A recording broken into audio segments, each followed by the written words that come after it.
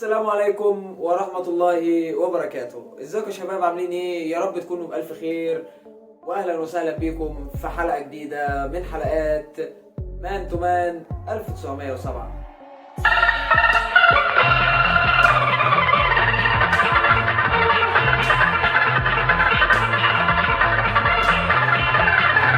البداية حابب اني ابارك واوجه التحية لكل جمهور النادي الاهلي في كل مكان في جميع انحاء العالم، سواء في مصر او في الوطن العربي او في اي دولة.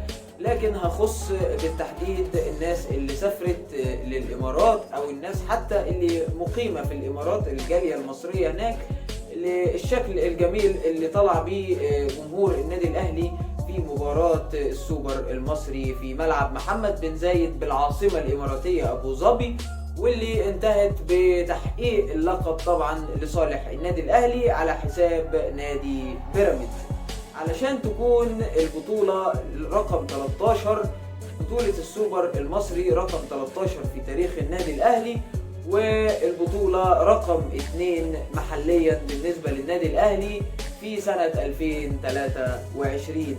وسريعا كده، النادي الأهلي في بداية الموسم حقق السوبر المصري 2021 على حساب نادي الزمالك، وده طبعا بعد ما فاز على نادي الزمالك بهدفين مقابل لا شيء. وطبعا كان سجل أهداف النادي الأهلي في المباراة بتاعة سوبر 21، كان سجل للنادي الأهلي اللاعب برونو سافيو اللاعب البرازيلي، وفي نهاية المباراة أضاف الهدف الثاني اللاعب المصري كريم فؤاد.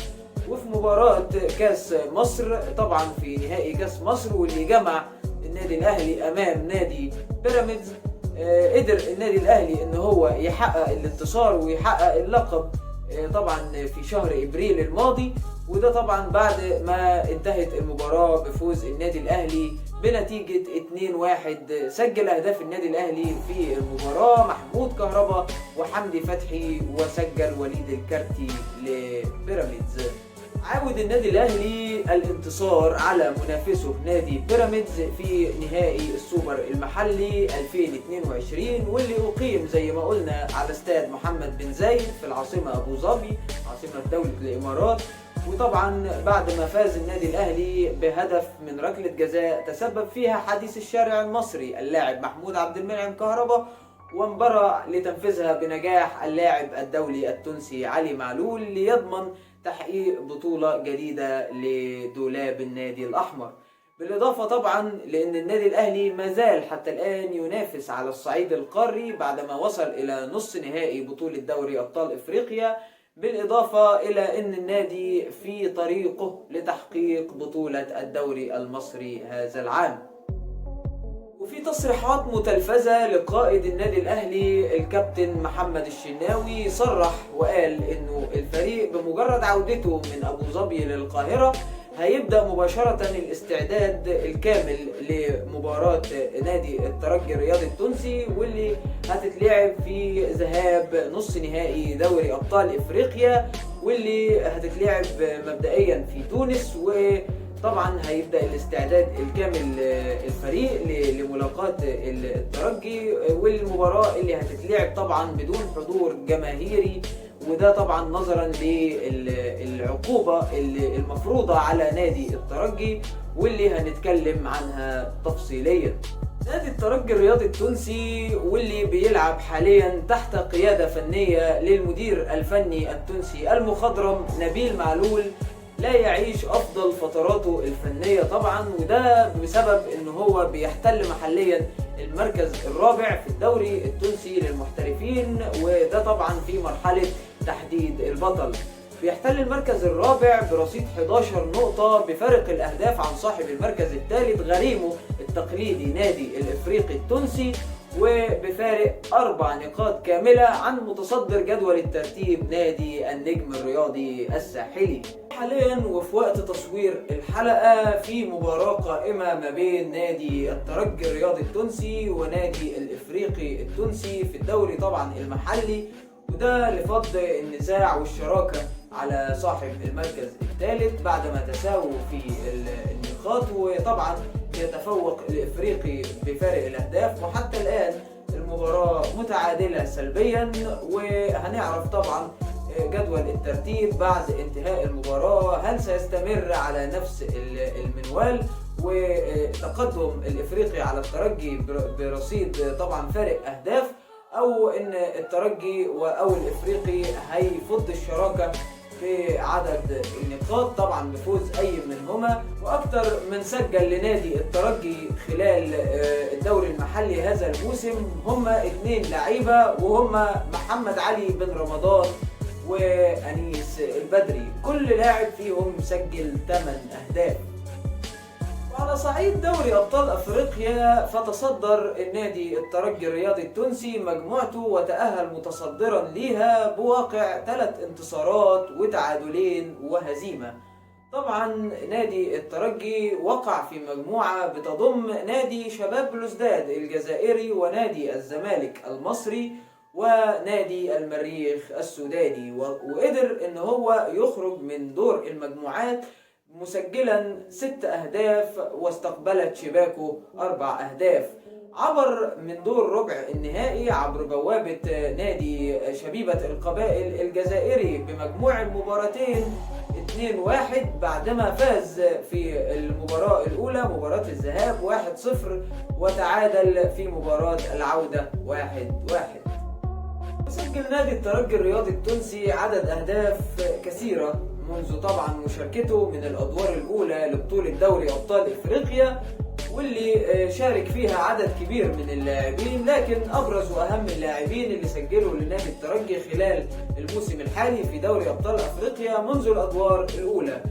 اللاعب الأول اللي هنذكره هو لاعب الوسط محمد علي بن رمضان، واللي سجل 3 أهداف، بالإضافة إلى المهاجم التونسي محمد علي بن حمودة وأيضا اللي سجل 3 أهداف، وكمان كلا من رياض بن عياد وحمد الهوني وأنيس البدري ومحمد الأمين توجاي، كل لاعب فيهم سجل هدف. موسم الانتقالات الصيفية اللي فات قدر نادي الترجي ان هو يقوم بعمل تعاقدات مميزة جدا في بداية الموسم، وطبعا الانتقالات اللي حصلت كان منها عدد كبير من الاسماء الجيدة جدا على المستوى القاري وعلى المستوى الدولي. وهنذكر لكم اهم وابرز الانتقالات اللي تمت، وكان ابرزها طبعا اللاعب الدولي التونسي زين الدين ساسي، اللاعب اللي كان محترف في نادي جانجون الفرنسي، بالإضافة إلى أنهم تعاقدوا مع المهاجم الأردني اللاعب محمد فيصل أبو زريق لاعب نادي أهلي طرابلس السابق، وأيضا تعاقدوا مع اللاعب رياض بن عياد المهاجم الجزائري لاعب نادي بردو ولاعب نادي وفاق سطيف الجزائري السابق. يمتلك نادي الترجي الرياضي التونسي عدد كبير من عناصر الخبرة والعناصر الدولية، سواء بتلعب داخل منتخب تونس أو خارج منتخب تونس مع منتخبات بلادها. وهنذكر لكم طبعا الحارس المخضرم معز بن شريفية، بالإضافة طبعا إلى النجم الدولي وقائد منتخب تونس اللاعب ياسين مرياح، ونجم طبعا نادي أولمبياكوس اليوناني السابق. وكمان هنذكر ليكم النجم الدولي التونسي محمد علي بن رمضان وأنيس البدري، والنجم الدولي الليبي حمدو الهوني. وكمان هنذكر ليكم عدد كبير من اللاعبين من المفترض ان هم نجوم للمستقبل ولاعيبه دوليه كمان، زي اللاعب رياض بن عياد الدولي الجزائري، والدولي الجزائري الاخر محمد الامين توجاي لاعب الدفاع، وكمان النجم الهداف اللاعب محمد علي بن حمودة. مباراة العودة لربع نهائي دوري أبطال إفريقيا في المباراة اللي جمعت نادي الترجي الرياضي التونسي بنظيره نادي شبيبة القبائل الجزائري، وقعت أعمال شغب من قبل جمهور نادي الترجي، واللي قابلها الكاف بعقوبات مغلظة على نادي الترجي.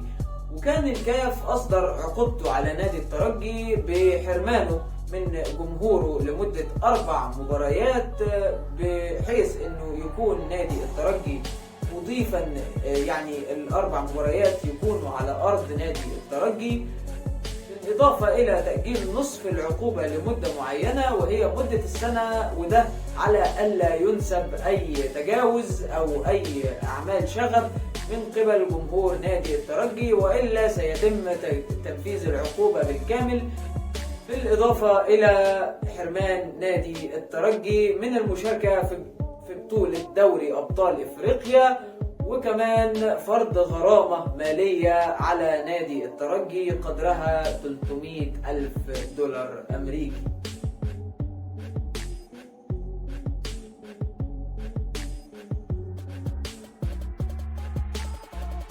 وفي وقت تصوير الحلقة اللي بنتكلم فيها دلوقتي، قدر النادي الأهلي وفرقة كرة اليد بالنادي الأهلي بإن هي تحقق الفوز على نادي الزمالك، وتقدر إن هي تحقق بطولة جديدة تدخل طبعا دولاب بطولات النادي الأهلي، وهي بطولة السوبر الإفريقي.